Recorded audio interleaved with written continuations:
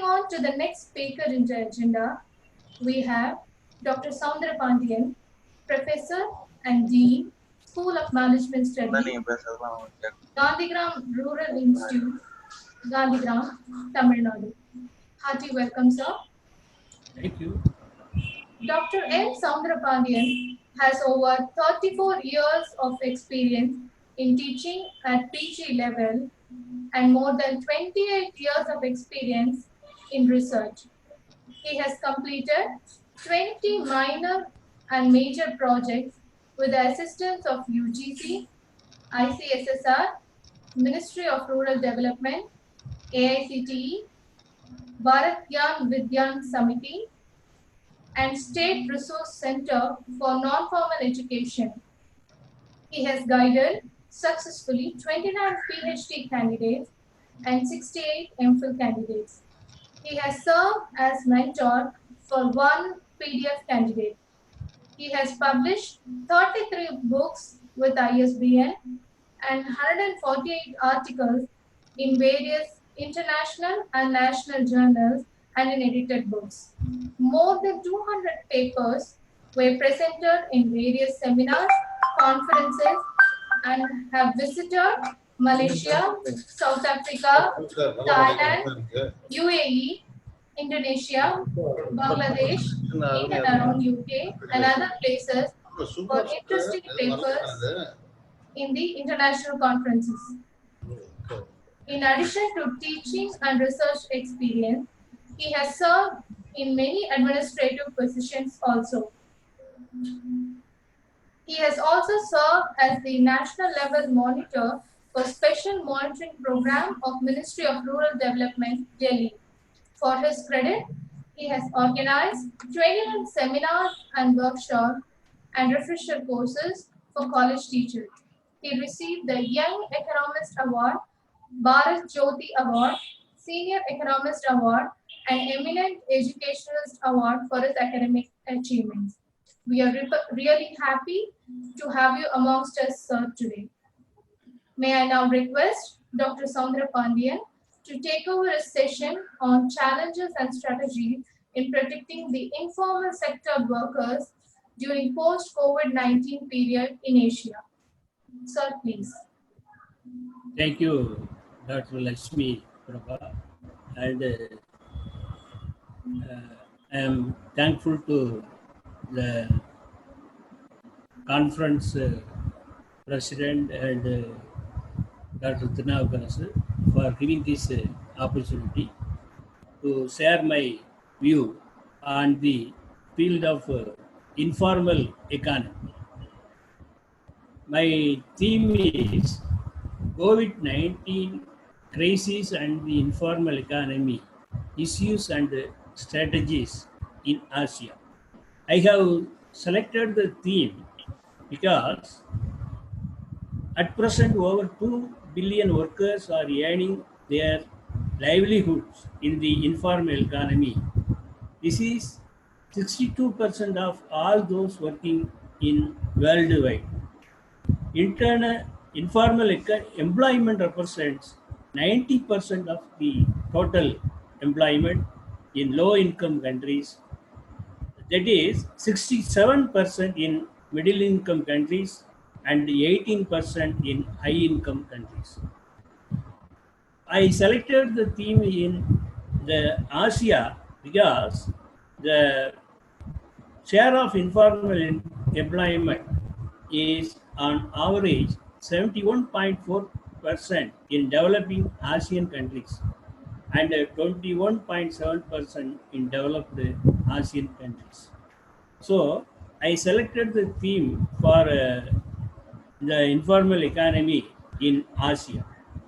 I presented the paper in 7 subheadings: Introduction, Informal Economy in Asia, COVID-19 in Asia, Impact of COVID-19 on Informal Economy, Issues in Informal Economy during Post-Pandemic, Strategies for Sustaining the Informal Economy, and finally, Conclusion. In the introductory chapter, I am highlighting something on the The concept of the informal economy, the W. Arthur Lewis, he also the uh, uh, described the concept economic development model, the informal economy. It is a type of employment falling outside the modern industrial sector as per the Arthur Lewis. The informal economy is otherwise called as a gray economy. It is a part of economy that is neither taxed nor monitored by any form of government. The informal economy provides critical employment opportunities for poor. Unlike the formal economy, activities of the informal economy are not included in a country's GDP and G gross national product. The informal sector is largely characterized by the several qualities, namely there is lack of employer-employee relationship, easy entry, one to easily enter into the job in the informal economy. The small scale operations, the huge roll up by the women. The informal sector allows a large proportion of the population to escape extreme poverty and earn income for the survival. With this background, the informal sector is suffering due to the COVID-19. So, the how uh, what are the situations or the status of the informal economy in Asia? At global level, according to the ILO estimate, 62% of workers are informally employed. That is, 2 billion workers at worldwide. Globally, men have higher rates of informal employment than women. Informal employment for women in many emerging countries contribute to the higher global average for men. Globally, 56% of all workers are wage employed. 44% are self-employed.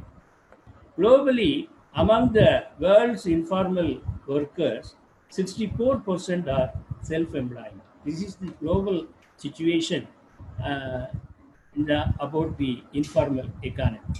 Regarding Asia, the ASEAN countries, according to ILO report 2018, Southern Asia and Southeastern Asia have the a higher share of informal employment in Eastern Asia. Highly integrated economies such as South Korea, Japan shows the smallest proportion of the informal employment. The developing countries with a large working population such as Laos, Indonesia and Vietnam have higher shares of informal employment in Southeast Asia. On an average, the share of employment being generated by the informal economy was 75.2% for countries in Southeast Asia. The share of informal economy in South Asian countries is 87.8%. The share of the informal economy in Eastern Asia is around 50.7%. Among the informal workers, the women are much more likely than men to be contributing family workers, the most vulnerable category of self-employment. The in 19 sorry in 2015, on estimate, the urban population of ASEAN countries started to grow while the service sector also continued to increase. These development contributed to the extensive expansion of urban informal economy in practical all of Asia. Another one statistics, approximately 1.3 billion people, are more than 68% of employed persons in Asia Pacific earn through informal economy. It is prevalent in the countryside, around 85%, and almost 48% in urban locations.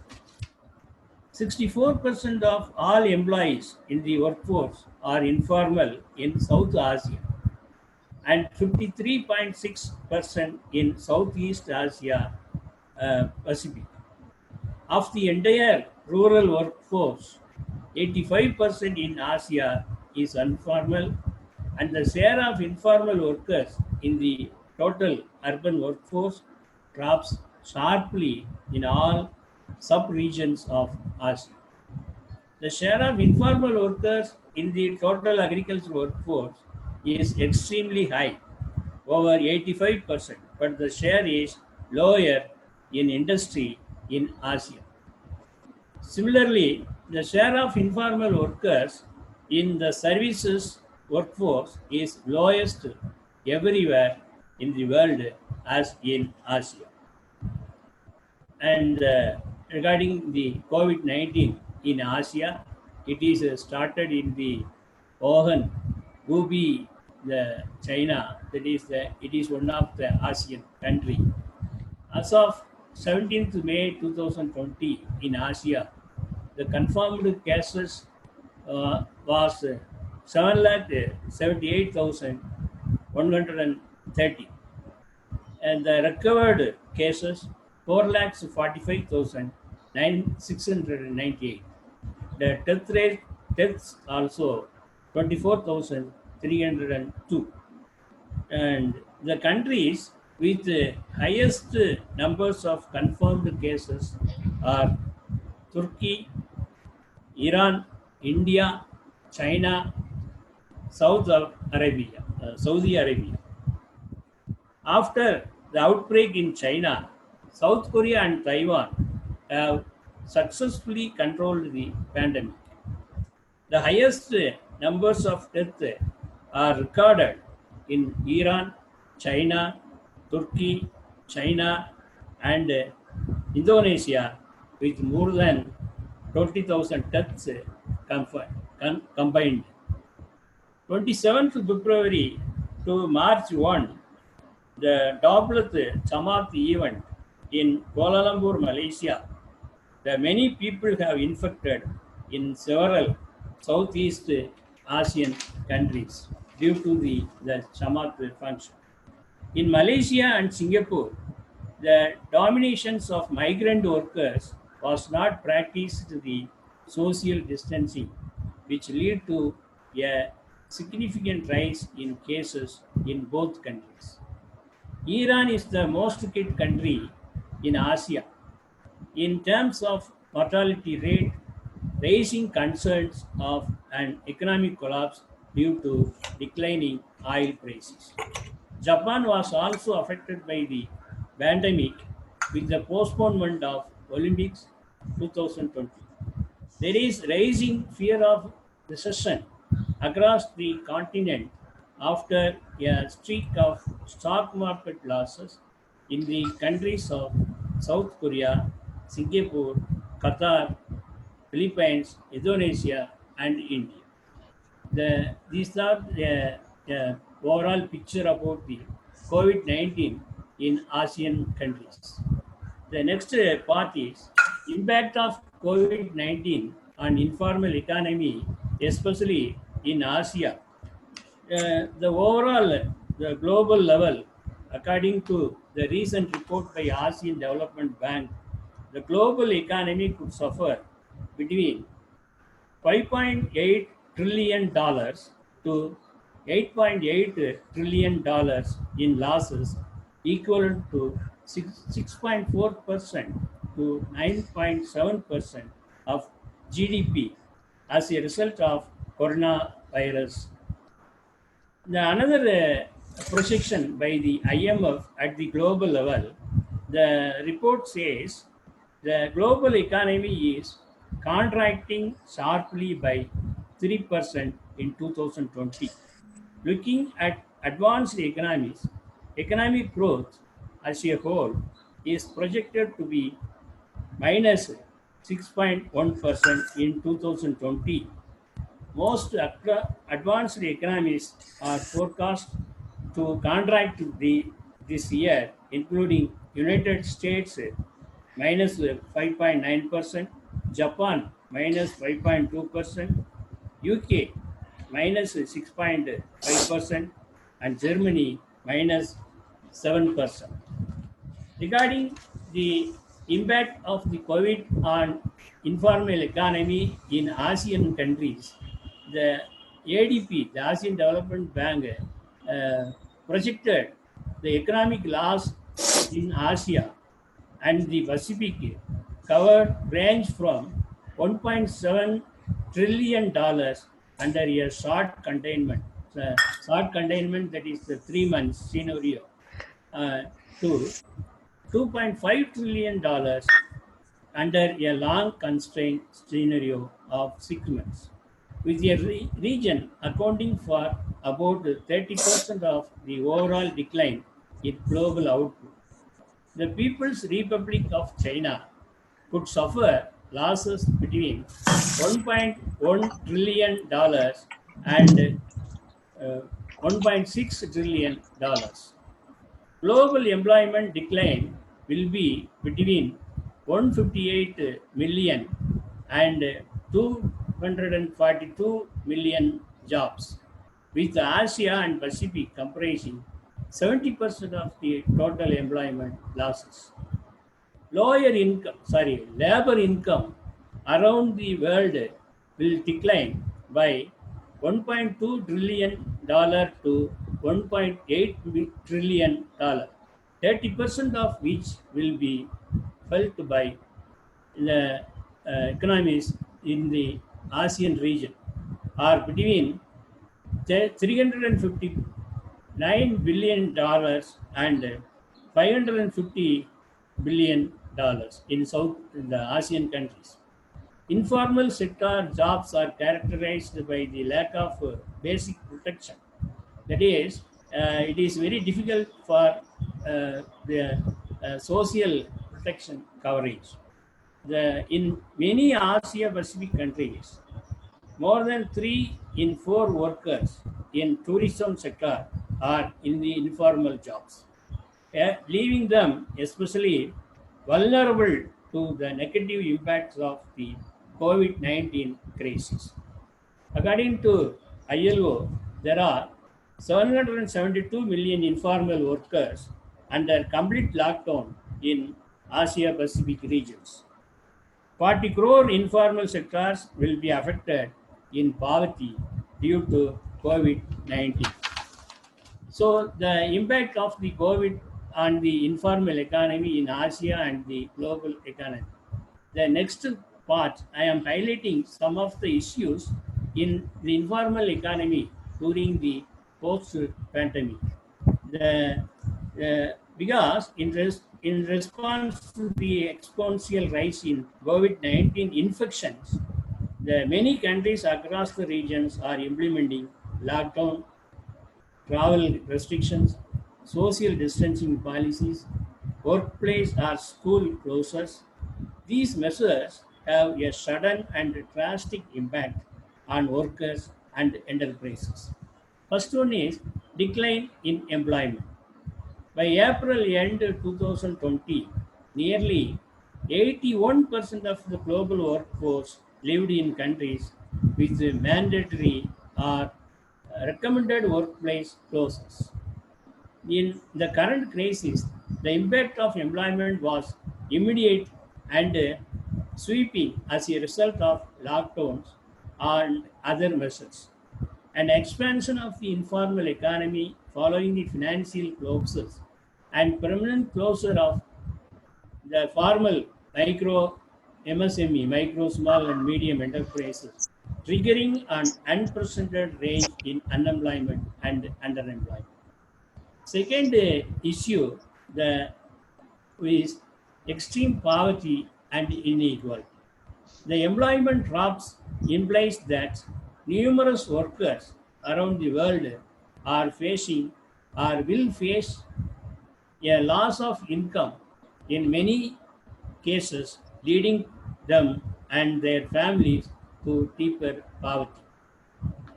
According to World Bank, the World Economic Outlook forecast, global poverty, the share of the world population living on less than 1.9 dollar per day is projected to increase from 8.2% in 2019 to 8.6% in 2020, or from say 632 million people to 665 million people. Compare with the projected decline from 8.1% to 7.8% over the same time period using the previous World Economic Outlook forecast. IMF projects about the poverty and inequality. Uh, the advanced economies will contract by around 6% in 2020, while emerging markets and developing economies will contract by 1%. Yet, with more people living close to the international poverty line, the developing world, low and middle income countries will suffer the greatest consequences in terms of extreme poverty. The third issue and the informal economy due to the COVID disrupting trade links and value chains. The social distancing measures are being enacted around the world, which are disrupting highly integrated trade links and value chains. Further, logistical challenges within the supply chains, particularly cross border and domestic restrictions of movement, may lead to disruption in food supply, undermining informal workers' food security. Informal food markets play an essential role in ensuring food security in many countries, both as a source of food and a place for smallholder farmers to sell their products, and their closure will lead to increased food insecurity and poverty. The fourth issue regarding the MSME, micro, small, and medium enterprises, as well as the migrant laborers working in the MSME sectors. With the estimated 1.3 billion informal workers, small and medium enterprises and informal enterprises are in the most affected businesses. Already, 100 million migrant workers in India are on the move in search of safety and basic substances, defying a nationwide lockdown. The life of informal micro business owners, own account workers, or informal employers are affected due to absence of income replacement and weak social protection systems. The fifth issue, the occupational risk.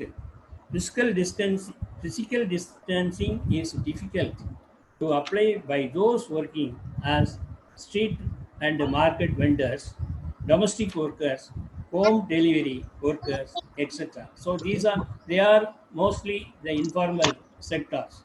The COVID-19 virus has a vulnerability of poor workers, especially in rural areas, due to the poor preventive measures such as physical distancing.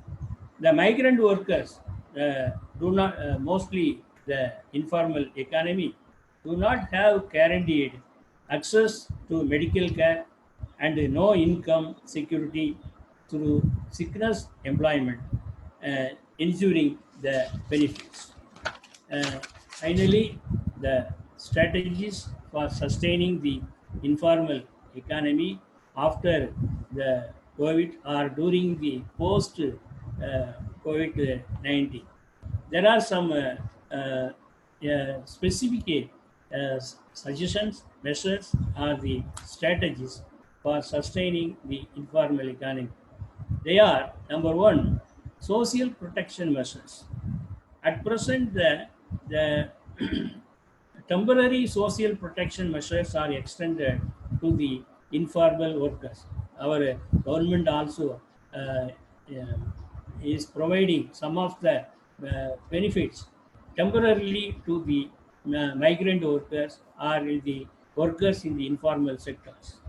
uh, the support, the the same support, the temporary measures, the same support, that is a cash transfer, should be transformed into sustainable social protection mechanism. The extension of social assistance and insurance schemes are not given to the informal workers. Actually, out of 10 people, 8 are in developing countries, and 10 out of 10, 6 in the work in the informal sectors. They are not getting the social assistance or the social insurance or the social protection measures in the informal economy. Another suggestions, so we must provide the social protection measures continuously to the informal workers. The another important thing is registration and identification. Is very poor. We are not having the adequate data in our country. Our the present government Prime Minister Narendra Modi introduced the system, Aadhaar card system, to we have the identity. Similarly, most of the migrant workers are not having the identity, and the enterprises in the informal sector, micro enterprises, small scale enterprises, they are not having the identity. We have to register these people, because when we provide some assistance to these affected people, we need the for example, in the construction workers, there is a board. Those who register in the construction board, they will get the benefits. But nearly 50% of the construction workers are not registered with the board. So when we registered, or when we have the identity, it is easy to calculate, and we provide the assistance to the workers in the informal economy. This is one of the important things. The government must take sincere efforts to collect the informations by now the digital economy. By using the digital technology, we have to get the clear data about the informal workers. Third one is the universal basic income schemes. Suitable funding needs to be allotted towards the broad employment and income support within economic stimulus package. In many countries, they are giving the UPI scheme some benefits to the informal workers. The uh, fourth one is support to unemployed. The expansion of unemployment benefits, wage subsidies, offering company incentives, that is some tax breaks, employment services to complement the income support to unemployed workers. Finally, the another important measures, improving occupational safety health. Now it is very important, because the informal workers are working in the informal economy. They have to maintain the social distancing and some other things. For these protective measures to protect the workers' health, there is a need to develop policies and programs to promote safety. Conclusion, finally, uh, apart, uh, apart from the various suggestions, strategies mentioned earlier, strong income and employment protection are essential for the economic recovery. Government